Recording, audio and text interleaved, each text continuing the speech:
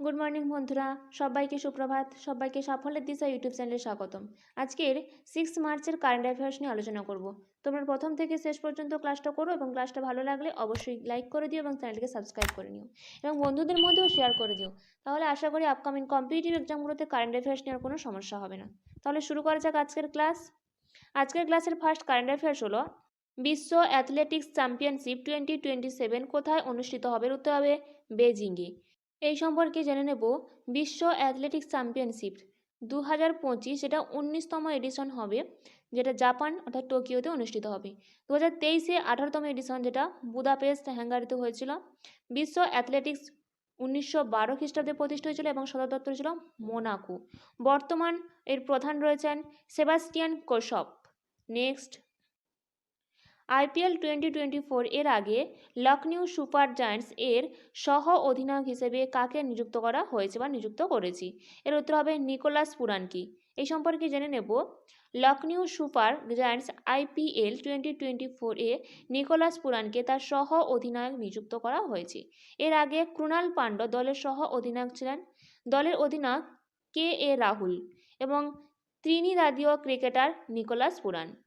Next, কোন ভারতীয় company সম্প্রতি প্রাণী কল্যাণ উদ্যোগ ভান্তারা চালু করেছে? উত্তর হবে রিলায়েন্স কোম্পানি।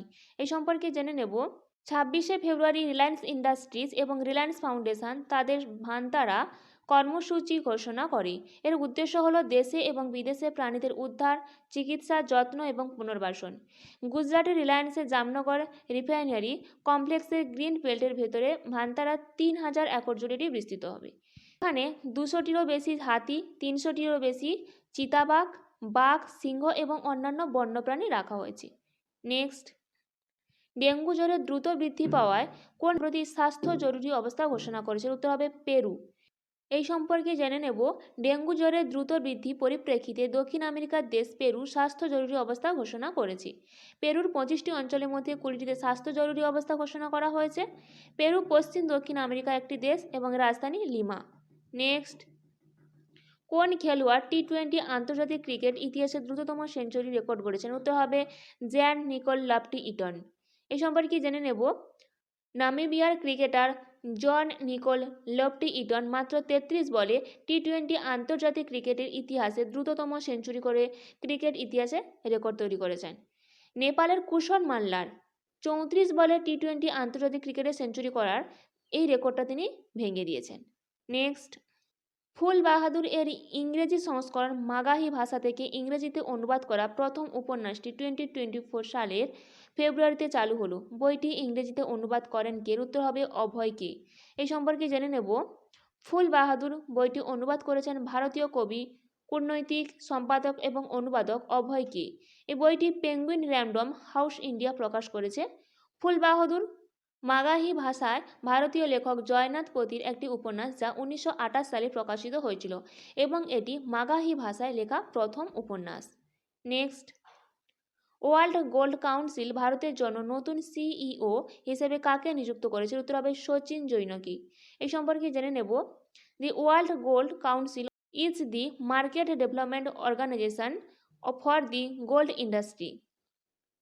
সভাপতি কেলভিন দুসনিস্কি। প্রতিষ্ঠিত হয়েছিল 1987 সালে এবং এর সদর দপ্তর লন্ডন, যুক্তরাজ্য। নেক্সট, ভারতের প্রথম গ্রাফিন সেন্টার তৈরি করা হলো কোথায়? উত্তর হবে কেরালাতে। এই সম্পর্কে জেনে নেব কেরালা সরকার সম্প্রতি দেশের প্রথম গ্রাফিন ইনোভেশন সেন্টার তৈরি করলো। এটি কেরালার digital university centre for materials for electronics technology এবং টাটা স্টিল লিমিটেডের যৌথ উদ্যোগে তৈরি করা হয়েছে। নেক্সট, বিশ্বের প্রথম শিশুদের জন্য ম্যালেরিয়া ভ্যাকসিন প্রোগ্রাম লঞ্চ করলো কোন দেশ? হতে হবে ক্যামেরুন। এই সম্পর্কে জেনে নেব ম্যালেরিয়ার বিরুদ্ধে লড়াইয়ে ক্যামেরুন আফ্রিকার প্রথম দেশ যারা প্রাণঘাতী রোগের বিরুদ্ধে লক্ষ লক্ষ শিশুকে টিকা দেওয়ার জন্য একটি নতুন ভ্যাকসিন প্রচার শুরু করে।